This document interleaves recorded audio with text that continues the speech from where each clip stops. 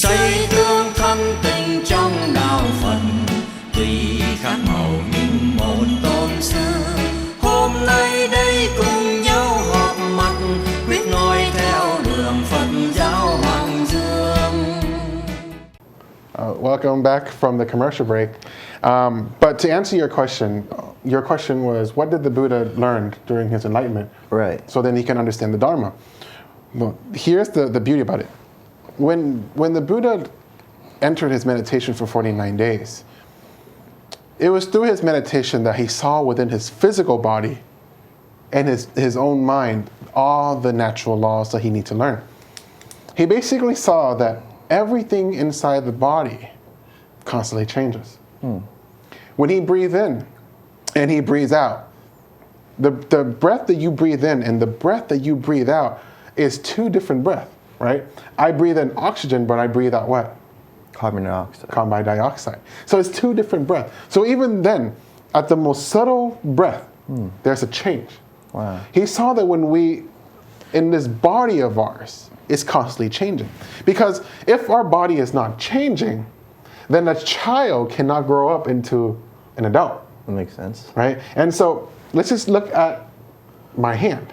So within my hand, I see that there's this hand. Look deeper within my hand that you will see skin cells. Right? You look deeper into the skin cells or any of the cells, that you'll see that all these cells are made up of different little organs. Look deeper into any of the cells that you can see all the cells are made up of molecules, right? Look deeper into any molecule that you can see that all the molecules are made up by subatomic particles, right? In an atom, there's the electrons, the protons, and the neutrons. And if you look deeper into an atom, that you will see the electrons, protons, or neutrons, are they staying still or are they in constant motion? So what I learned in elementary or middle school physics is that everything is constantly in motion on the level you were explaining. Yeah. So it's very interesting that you tell me that a man 2,600 years ago is able to discover this kind of wisdom in terms of practicing just seeing everything from his own body.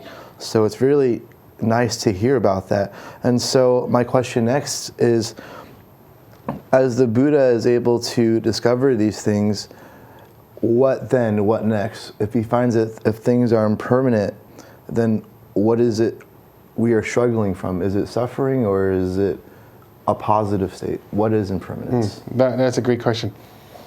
In order for him to understand that these changes in the body, he saw it at a very subtle level. For example, he saw that whenever there's a sensation that arises, for one of the meditation that he taught was he used was Anapana meditation, but also Vipassana meditation. He saw that when you focus on this triangular region of the nose, and when you start to observe your breath, you breathe in, you breathe out, you observe the breath in, you observe the breath out, and by doing so, our mind enters a stage called concentration of mind, where you observe everything that's going on within the framework of your own body, but most importantly, you observe everything that's going on within the framework of your own mind. And through that subtleness, through that calming of the mind, we're able to feel the touch of the breath. Right? When you breathe in and you breathe out, you can start to feel the touch of the breath as the breath touches the inner walls of your nostrils. You can feel it. And over time, once your mind becomes more and more relaxed, more and more calm, then your mind enters a stage where you can feel the sensation or a feeling that arises. For example, it could be an itchy feeling, a numbing feeling, a hot feeling, a cold feeling, any type of feeling. But here's the thing. Once he saw that these sensations or these feelings arise, it arises only to pass away. Right? Say, for example, have you ever become angry? Oh, definitely. Right? Even as a monk. It's human nature, right? But when you become angry, what happens when you count to 10? Does the anger stay or does it go? When I've been practicing under what you said about counting to 10, it definitely causes me to be more calm because, as you said, as I reflect towards what the anger is, or if I don't even reflect to it at all, it'll eventually just dissipate. So with the patience that you were talking about, the 10 seconds, it is very effectual into cutting away my anger. And I believe that as you teach those kind of things and practice those things, it's very beneficial for everyone to learn it. And so I thank you for that. And my next question from that is, why do we think about these thoughts of anger? How does anger even happen in the first place? Well, that question goes in line with what I was trying to explain earlier, that these sensations, it arises only to pass away. But because within our mind, we have greed, we have anger, and we have ignorance. That's the reason why we're born into this world, is because in this human realm, we have 1/3 anger, 1/3 greed, and 1/3 ignorance, all within our mind. When, as a child, as a kid, if he sees candy, he wants candy, right? As he grows older, he wants toys, right? As a teenager, he wants the new iPhone or the new iPad or the new desktop or the new PlayStation 4 or whatever gaming console now. And as you grow older, you see money, you would want money. And even if you have $1,000, you would want to have $2,000. Even if you have $100,000, you would want $200,000. If you have $1 million, you would want $2 million. It's something that we can never be satisfied, right? Anger, if a kid has a candy, you take the candy away, he becomes angry, right? And any human at any stage, if there's an attachment to whatever they want, and you take it or you attack it, anger arises. And delusion or ignorance is basically not seeing the world as it is, seeing the world as permanent, seeing this our body or who we are as real, and we're separate from the world rather than being part of the world. And all of that leads to greed, anger, and ignorance arising in the mind. And to answer your question, anger is in our mind. The reason why we get angry is because there's an attachment to ourself, attachment to the ego, right? For example, if someone says, Angji, you're not good enough. Right. If a person that does not understand the Dharma would be upset, right? Definitely. If someone says, Angmen, you're not good enough. If I didn't understand the Dharma, I would be upset as well.